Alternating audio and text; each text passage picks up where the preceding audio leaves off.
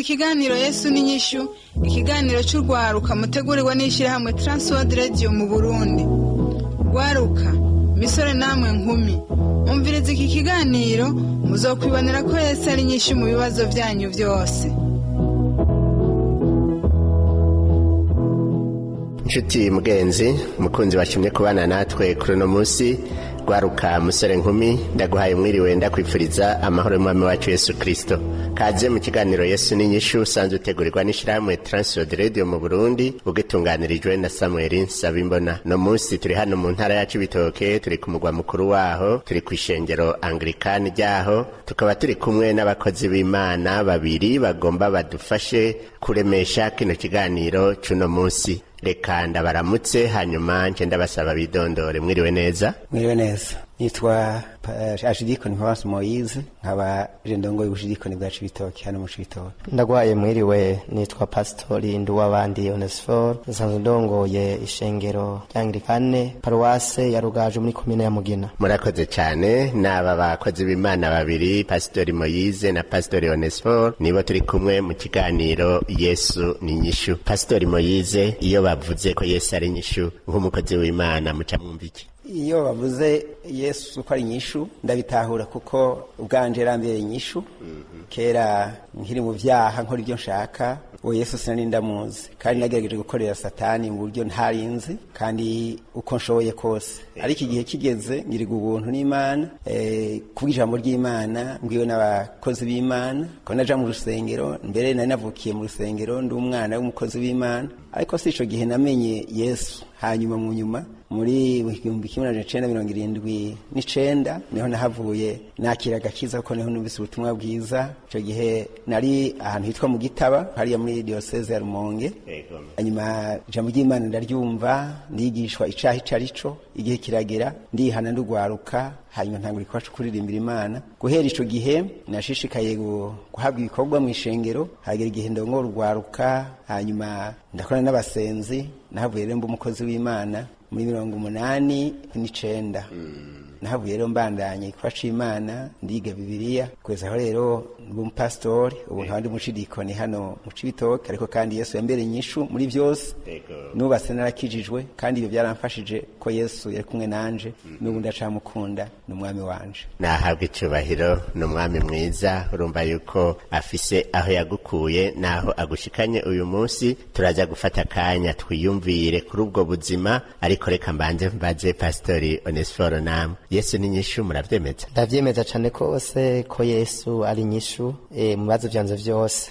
Nibuka aho ngeze uyu munsi, ndashima Imana cane ko yangiriye neza kandi yumvise gusenga kwanje. Nkiri umunyagwaruka naraza gusenga, haraho abavyeyi bambuza, nateguye mbere indirimbo muri Sunday School. Hanyuma ariko bukeye ku munsi w'Imana bakambwira ati ubu tuza ku isoko, umutama wanje akanyikoreza ibitoki, nkagenda ndarira, nkagenda mbabaye, ariko kandi naramwumvira nyene nk'umuvyeyi, ariko ntivyanyorohera. Hanyuma rero naragira ibibazo bikomeye, abo duhuye twasengana nk'abanyegera, nkagira ibibazo bikomeye cyane. Ariko harageze igihe nyene nshika mu bigero, Imana irabona ko nkwiye kugira uburenganzira bwo gusenga Imana nyene. Ico gihe abavyeyi baranyorohereza, ariko kandi ico gihe narabitahuye ko ari by'abavyeyi nyene. Nk'ubu ndabitahura neza, kandi sinshobora kubona ko bari ko barakora nabi kuko bwari uburenganzira bw'umuvyeyi. Ariko rero kugeza uyu munsi ndashima Imana ko yampaye umwidegemvyo wo gukorera Imana. Hanyuma bigejeje ico gihe maze kuronka umwidegemvyo, narabaye mu gwaruka, ndarongora urwaruka, abaririmbyi baranyizigira. Ico gihe naranezererwa no kuririmba cyane gose. Narashika mbere muri iyo ntambuko, hari ibihe vyagiye biba vyashika bijanye no kurahira, nkarahira indahiro atari indahiro z'ukuri, indahiro nyene zitabereye abana b'Imana. Ariko uyu munsi ndashima Imana, abantu mbere barashinja intahe babonye vyaraheze, batakibona ndahira, bafata mbe vyagenze gute. Ndavuga nti ndashima Imana kuko ubu narihanye, naramenye ijambo ry'Imana. Ijambo ry'Imana ryavuze ngo ntimukarahire, ariko ngo nimwarahira muvuge ngo ego canke oya. Iryo jambo rero maze kuryumva ryaramfashije, ryaba n'igishinga ntahe. Hanyuma kandi ikindi gihe nibuka ko abavyeyi batureze bari abavyeyi bashobora kunywa inzoga, mu gukura kwanje bakavuga ngo mwebwe abana ntimunywe inzoga zihoze, munywe udushushe.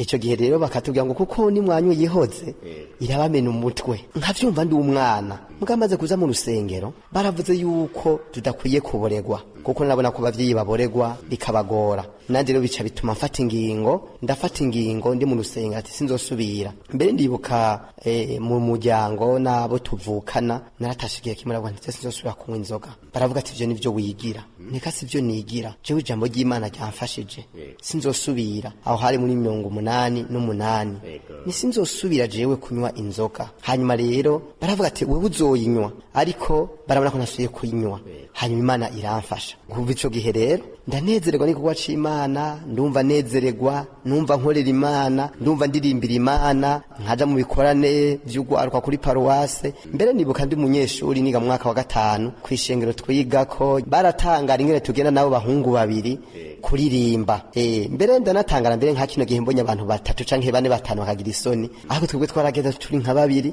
tukaririmba ko ari umuhamagaro kuva ico gihe rero Imana irankiza gutukana irankiza kubesha irankiza kwiba ni igihe kimwe nari mvuye muhira bangaburiye umwana biragoye hanyuma rero ndavyibuka ko ico gihe nca ndaturutsa intungwa ngiye gutuca intungwa rero hanyuma data wacu rasanzwe afise imisigati nca ndaca umusigati ndawurya carambona ambonye yo ntivyanyoroheye ndawunyegeza ndasubira ariko mugani wako namusavye ikigongo naho namusavye ikigongo yaransikirije umuvyeyi wanje ati heraba uyu mwana yanyononeye ico gihe nukuri vyarambereye umushinga ukomeye niyo mushurane iki gihe sindavyibagira naciye mfata ingingo y'ikintu co gukora ku kintu c'abandi ntagisavye kuko nabonye ko kitambiriye neza nari nabikoze nyene kubera kubushaka ico ni gishingana he rero cawo umuntu aba yaravuye agashika ku yindi ntambuko kugeza ubu rero mu vy'ukuri ndashima Imana kuko Imana yarankuzije ndakura ndatera imbere mu vy'impwemu ndaba umuririmbyi ndaba umujenama mu ishengero kandi narabaye n'umukozi w'Imana baranziza kurongora urwaruka narongora urwaruka rutari ruto muri paruwase ya Gitaba narongoye cyane ku masura angana 17 nje nari narurongoye ndarufasha no kuririmba nkaba umukuru w'abaririmbyi agize umugwi mukuru wa centrale ivyo nayibayemo rero ni nk'inyungu yabimwe naho nifuza kera nifuza gusenga nkiri umwana Imana inshirinzira ko yarabona umutima wanje kugezaho Imana impa umuhamagaro mu gishinga ntahe gikomeye ndumvisha ryo kuvuga ubutumwa naragize ishaka nk'inyishu y'Imana numvise ishaka ryo kubwira ubutumwa abantu batarabwumva ngira ngo namwebwe murazi mu rumonge vy'ukuri n'ishengero rinini cyane gose rinini yangirikane mugabo numva umuhamagaro wo kuvuga ubutumwa ahantu butarashika abantu batarakizwa ico gihe nabonye bishika mu mwaka w'2009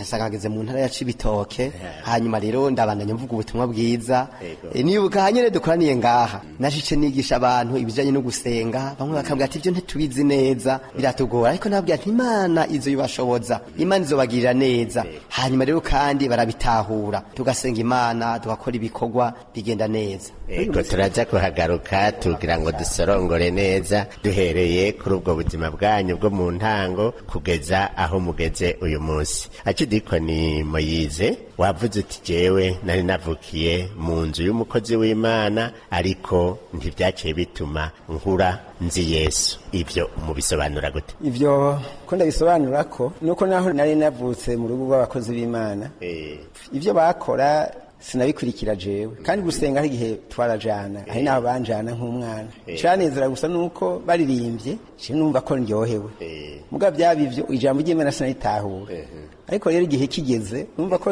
cageze n'abavyeyi imbere data ntiyarakiriho hagera igihe rero ndumva ubutumwa bwiza jewe nyene ndafata ingingo yo kwihana taco byari bimbariye ico gihe ariko nakiriye Yesu numva nkuze maze guca ubwenge nkihitiramo jewe nyene rero nabonye ko ari intambwe ikomeye mbega ijambo abavyeyi bakwigishirije mu nzu ntaco ryakumariye ijambo abavyeyi banyigishije mu nzu kweri yarangiriye ikimaze kuko bankundisha kuja gusenga kandi burya kugira ngo umuntu amenye canke yumve nuko yumviriza bakoze kuba ciza kuko iyo batankwegera kuja mu rusengero aho ntari kubahitamo ngo njeyo rero vyarambereye vyiza kuko karambereye ikarorero keza bituma nkizwa kuko natanguye kumva.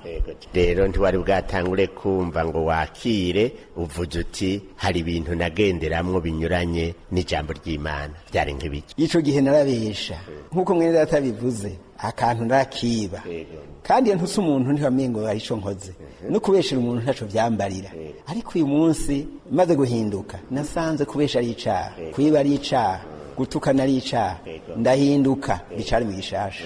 Yego n'uyu munsi. Mbega nk'umwana yiba utuntu, agenda aratukana, agenda arabesha, hari ingaruka wabona bishobora kugira ku buzima bwawe? Ku buzima bwanje nabibonye yuko umuntu yivye ko nabibona, naho je tabari bwamfate ngo ndavyibonereko. Narabona ubufashwe kwa kubitwa, ubufashwe ari umuntu akuze we bakavuga ko bagiye kumupfunga. Hanyuma kandi umuyeshe yibundi nabonye ingaruka mbi ko ucusanga abateneje abantu bagashwana bakagirana nabi. Nja ntahura rero mu nyuma maze kumenya Imana ko ari icaha kandi umuntu kazobazwa icaha yakoze. Ndashima Imana rero ko nihanye kandi nkatahura ivyo. Uri nyishu Yesu, uri nyishu. Sinzi kuri Pastor Onesphore, nawe wavuze uti naraciye mu bintu byo kurahira nabi, nkabesha, n'ukwiba ndabigira, naho natinya abavyeyi. Hari ingaruka weho wabona zizanwa n'iyo nyifata? Ingaruka ya mbere nuko nabona ko umuntu yivye abamukubita kandi agatako akamaramazwa. Nababwiye yuko jewe nari umusigati wa data wacu, kandi nabona ko atakintu mpoze kibi kuko yari data wacu. Ariko maze kumfata kora ntari nawusavye, yaciye anshorerana n'uwo musigati, anshikiriza abavyeyi banze banyibarutse. Hanyuma baramaze ati kubera iko wakuze ico kintu kandi twakugaburiye. Ndavuga ati nari numvise nawe ugombye, mugabo kandi guhera ico gihe nuko ndabona ko nakoze nabi. Naciye mfata ingingo ya nyuma n'uyu munsi ni ntaye nshingira abana, ndabagira ko kwiba ari icaha gikomeye, no kubesha ko ari icaha gikomeye kandi ko atari ciza. Yego umusore yakuze arahira zandahiro z'abungere, vyaraguhisha iteka canke ryarahiteka umuryango wakuriyemo? Abo karakamaramaza kuko urumva ntarinzi Imana, hari bwamenye Imana. Nk'uyu munsi nta nico nonavuga, nta nico nokubahuka, nico bakikibaho no mu kanwa kanje kuko ni nkishano. Ntamwe Paulo yavuze ngo ivyahora bimbera inyungu kera byari nk'ubuhizi. Erega mu ngangwe narimwo bwari ubuhizi, kwerekana ubuhizi ko umuntu adasanzwe, umuntu arahira, umuntu akomeye, umuntu abangutse. Ariko ubu maze kukizwa nabonye ryari shano, bwari ubuyobe, narageseye. Ahubwo Yesu yarantabaye, nshikino navuze yuko ari nyishu ibibazo vyanje vyose. Yarakoze kugutabara, kandi ni by'ukuri ni nyinshi ibibazo by'umuntu uwo ari we wese arahindura ubuzima bw'umuntu. Acidikoni Moyize, haragera umunsi rero urahinduka kuko wumvise ubutumwa bwiza. Wiyumvise gute? Nagize amahoro, ndafise ivyo nahora nkora kera ntarakizwa, mu kunezerwa naravyina kandi guswaganya naswaganya nkabesha abantu. Ariko kandi maze gukizwa byarahindutse.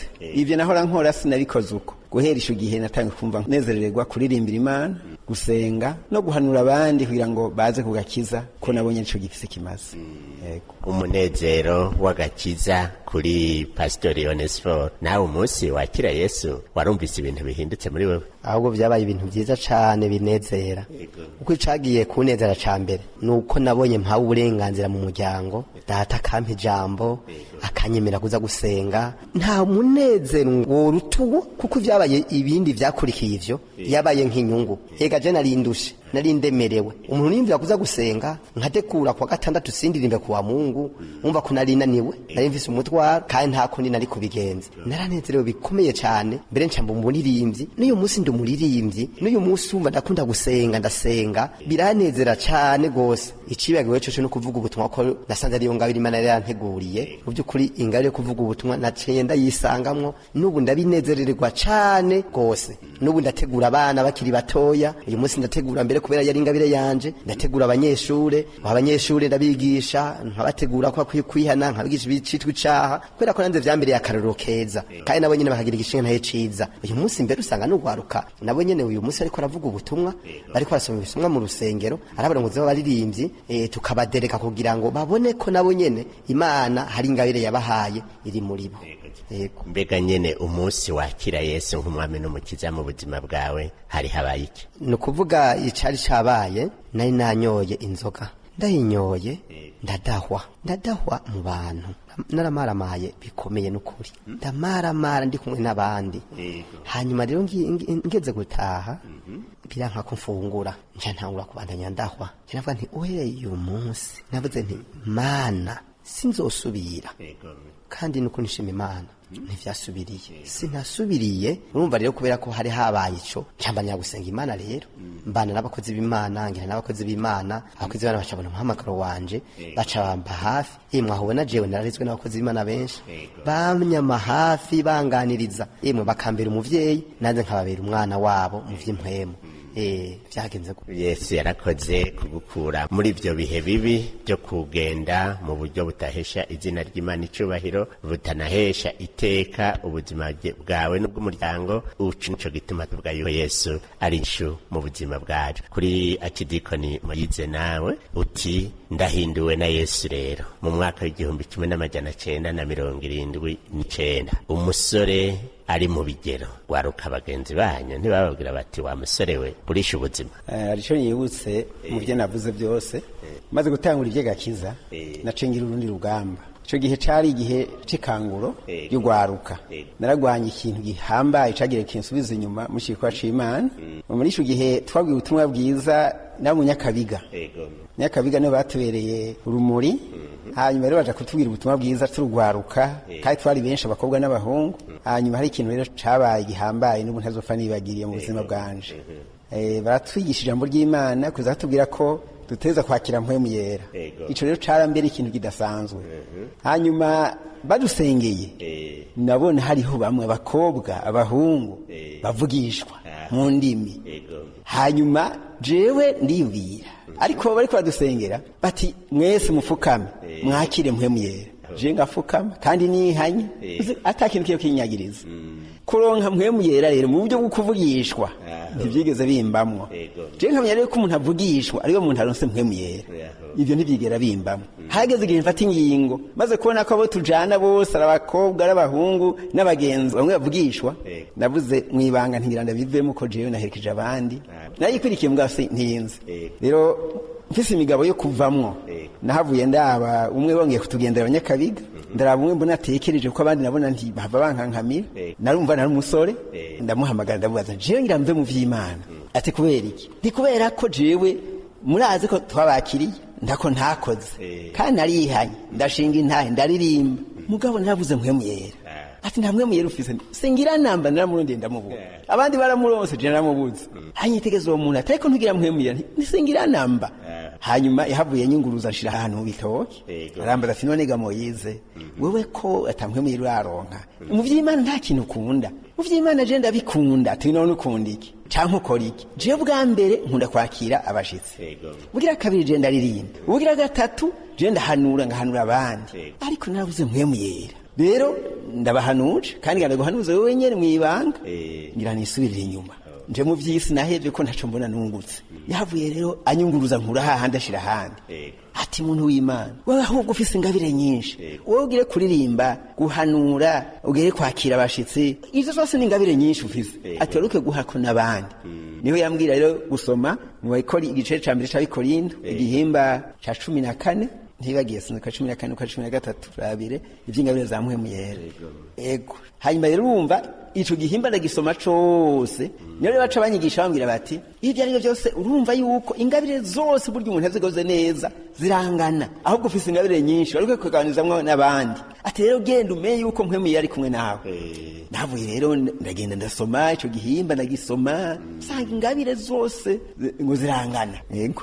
hanyuma rero yego havuga ngo bene data ivy'ingabire bitazi kuvuga nkuko mwabikwegweko cyo gituma bamenyesha yuko ata muntu avugishwa na mpwemu w'Imana avuga ati Yesu ni kivume kandi ata muntu ashobora kuvuga ati Yesu nuhoraho atavugishijwe na mpwemu yera yamara hari ingabire z'uburyo bwinshi ariko mpwemu ni umwe kandi hari amabango menshi ariko umwami ni umwe kandi hari uburyo bwinshi bwo gukora ariko Imana ni imwe ikorera byose muri bose ngarukirije ngaho urumva aya majambo yose sanga arimwo aho ni mu ceti cya mbere cy'Abikorinto igihimba ca 12 aha tugejeje ku murongo wa 4 rero aho naciye ndema canumva rero nkwiye kugaruka mu ruhongore navuye rero na bya bindi nifuza ko vy'ukuvugishwa nenze kuvugishwa biye byo mu ndimi ariko kuvugishwa ubwo nasanze mbaye muvugishwa n'uyu munsi ni muvugishwa ko mvuga ijambo ry'Imana ari mu kuririmba noneho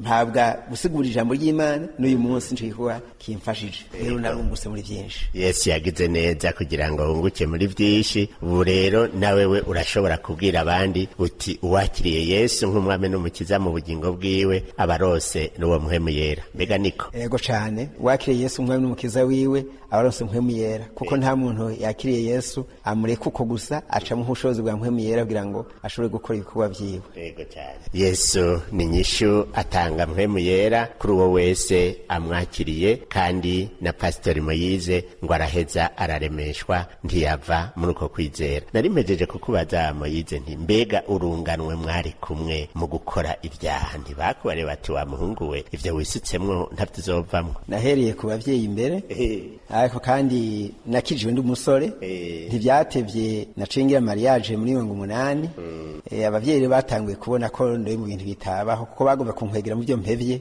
na cane cane ka kaboregwe aho bimvira ko kumbure mu gusaba umugeni byo gutwikurura n'ibindi nkwe gushamwe n'inzoga je ndabashingira intanti je nihanye n'inzoga nazihevye guhera ico gihe ntagira umuntu azoza n'inzoga mu rugo rwanje ndazi harabaye ikigeragezo aho umuvyeyi umwe ntavuga yigeze kuyitekera mu gisimbo yashira mu zindi ndabona zashitse mu nzu ndabivuga biramubabaza mugabo mu nyuma yahavuye abona ko atakunda arabivamwe arabiheba arankunda ico gihe narwanye intambara cane mugabo muri iyo ntambara narwanye nafashijwe no gusenga uwo Yesu nyene nizeye niwe yanshoboje hanyuma kandi birahera ubu rero abangwanya batevye turumvikana ariho abo bitashobokeye ariko benshi byarashobotse Yesu yaranshoboje abana nanje yarakoze kugushoboza nuko nyene abinyishu y'ibibazo by'abantu. Ngarutse rero kuri Pastori Onesphore, urahevye vya bindi byose wahora ukora wibereye mu mahoro y'umwami kandi ubaye n'umukozi w'Imana. Ubuzima bwaciye bushishikara gute? Ubuzima bwaciye bumera neza cyane gose kuko nari nakiriye Yesu nk'umwami n'umukiza wanje mutima wanje ntabicishije iruhande. Imana yacimpa ukwizera kandi irampa kwihangana, irampa amahoro, irandinda indwara ngwaye ikankiza, irandinda ivyago kuko nari naramaze kwitandukanya. Ijambo ry'Imana niryo rivuga ngo nabambanywe na Kristo, nuko nje nduva ko namaze kubamanwa nawe ubuzima bwageze neza. Hanyuma rero sinasubiye kusubira kwifuza vya bindi, nagize amahoro hanyuma shikara gukorera Imana. Imana impa umutima w'urukundo, impa kubabarana, impa gukunda abandi, impa guhanura. Ego mbega nta bibazo wasubiriye kugirira mu buzima ngo nuko wakiriye Yesu nk'umwami n'umukiza? Nukuvuga ko ivyo vyarashitse bimaze gushika, no kuvuga ko mu muryango nagomba kuvuga igishinga ntaye kimwe cabaye kandi ikintu gikomeye cyane. Nukuvuga ko maze gukizwa jewe harabayeho ukwizera Imana, ndamenya ko ubuzima bwanje buri mu Mana. Ariko mu bw'umuvyeyi wanje hari ivyo bakora bararaguza, bakagenda mu miti y'ikirundi. Urumva rero hari n'ivyo baza barakora bijanye no kuba yuko bakingira abana, kubaha imiti. Mugabo je kubera ukwizera Imana yarankunze, nace ntangura gushinga intahe. Naho nashinje intahe naragize intambamye nagize intambamye hari mu mwaka w'2000, no kuvuga nari nubatse. Hanyuma rero murabona ko ubuzima bugorana. Hanyuma ico gihe umuvyeyi anyitegereje abona ngo nonze. Amaze kubona ko nonze baragira ikibazo n'abantu tuvukana, kuko sinari mvise mama, kuko mama yari yitavye Imana muri 1998. Hanyuma rero papa rero akaba araho nabo tuvukana, baravuga ati yeye ati uyu mwana sinzi ibintu bamuhaye. Baca baza kundaguriza, baza kuraguza ntavyo nzi, ntabizi. Abasenzi bo barabizi, nagishinje ko intaye barabizi ko sinacigumizemo. Canja mu ntambara ntashe rero barambaza ngo Onesphore ntisabwe ngo ariko wumva wowe ukomeye? Nije ndakomeye.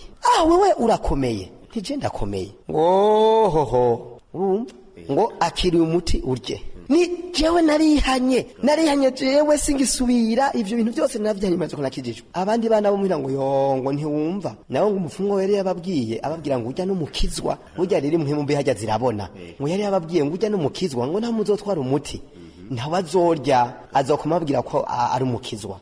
nivyo kwico ni intambara nagize ikomeye cyane kandi hajya rero iyo umuntu agiroye mu ntambara n'abadayimoni baramutera ico gihe rero maze gushinga intahe ko bitazoba abadayimoni baranteye mu ijoro barantera bamaze kuntera rero ndabona ko atahandi mpungira naho ngiye ku rusengero naciye nzinduka nza kurondera abasenzi ndabiganira ingwane nagize kuko bari bambwiye muhira ati wewe baraguhaye ivyo baguha kandi wewe kwipasika ntuzoharengana udapfuye nico gituma no mushinga intahe ariko ico gihe ndagenda bibwira abasenzi abakozi b'Imana baramfasha gusenga kuko urumva ko je umutima wanje namaze kuyegurira Imana narasinze Imana iyo ntambara rirakomera gose yarakomeye ariko rero ndahagarara ndavuga ati nimba nopfa noneho simfa ndi mu Mana urumva hanyuma rero naragwanye urugamba maze kurutsinda ngeze mu kwezi kwindwi arako Pasika ishika mu kwezi kwa gatatu mu kwa kane nagenda bagana none mubona ko je ndi muzima barambwiye ati wewe twarabonye ko ufise ukwizera ati kandi ukwizera kwawe twebwe ntabwo twoshobora igishinga nahe canje rero nuko nahindukiye no mu muvyeyi wanje nkamubwira ubutumwa bwiza nkamukura muri vya bindi akabivamwo agaheba kunywa inzoga agaheba itabi agaheba ya miti no kuraguza arizera yitavye Imana mu vyukuri atangwane nimwe atagendera muri ivyo n'abana mu muryango bose baragarutse abo tuvukana bose barasenga Imana barashinga intabu rero ndo muvyeyi rero Imana irambonye mu mutima ko nari nkwiye kuba umuvyeyi wabo mu vy'impwemu n'abansumba niyo umunsi rero ico gishinga ntahe mu muryango mvukamwo ndagifise. Yesu nahabwa icubahiro uwo ni we nyinshi ibibazo by'umuntu intambara ziraza mugabo Kristo Yesu akatugwanirira ngo akanatuneshereza mbere n'abahora bitwa abasi bacu bagahinduka abakunzi kuko nabo dufatanije urugendo rwo kuja mu ijuru. Uri nyishu Yesu uri nyishu no kuri we mugenzi uri kuratwumviriza arashobora kukubera inyishu y'ivyo bibazo urimwo ariko ikibazo ca mbere ukwiye kuronkera inyishu kuri no mugoroba niba butarabikora n'ukwakira Yesu nk'umwami n'umukiza mu bugingo bwawe kandi amaze kuguha ako gakiza uraheza umusabe ico ukeneye aheze aguteturure mu gihe wokumva ugomba gufata iyo ngingo wicishije bugufi nofatanya nawe gusenga. Mwami wacu Yesu Kristo ndakweretse umusavyi wawe yumvise yifuza kukwakira nk'umwami n'umukiza mu bugingo bwiwe kugira ngo hanyuma umaze kumuha agakiza uheze umubera inyishu y'ibindi bibazo afise n'umuharira ivyaha vyiwe byose yakoze Mana umuhanagure mu gitabo c'abo gucirwa kwiteka umushire mu gitabo c'abana b'Imana bazoraga ijuru ibi bindi bibazo afise Mana umutabare kugira ngo nawe abe ugushingira intahe kuwa mubereye nteturuye ndabisavye mu izina rya Yesu Kristo umwami wacu amen. Ndakengurukiye cyane abatumire banje bamfashije kukibatunganiriza akabari ashidikoni Mpawasi Moise nkaba umushidikoni wo mu bushidikoni bwacu bitoke Pastori Nduwabandi Onesforo arongoye ishingiro Anglikani muri paruwasi ya Rugaje muri komine ya Mugina. Ngakengurukira nawe mugenzi washimye kubana natwe kabugomba kutubaza cyo kutwunganira utwandikire cyawe dutelefone wanditse ukoresha agasanduku ka poste 1140 y'Ibujumbura canke email twrburundi@gmail.com canke naho turunyikira ubutumwa bwanditswe kuri telefone ngendanwa inomero 79 884 286 canke 69 671 277. Izo telefone ushobora no kuzidutelefonako mu masaha y'akazi ushobora kutugendera aho dusanze dukorera ni mwirohero ya mbere kwibarabara ryitiriwe Ubufaransa hafi ishengero Anglikani rizwi ku izina rya Cathedrale Sainte Trinité tukaba tuguhaye kaze ndakwikebanuye ndakwifuriza umugoroba mwiza ariko kandi ndakwifurize kuzorangiza neza uyu mwaka turiko turasozera uzubone n'umwaka mushasha mwiza uwo Yesu azokuberamwo inyishu kandi aze aguhe amahoro mu bawe no mu byawe naho butaha umwami wacu Yesu Kristo akubera inyishu.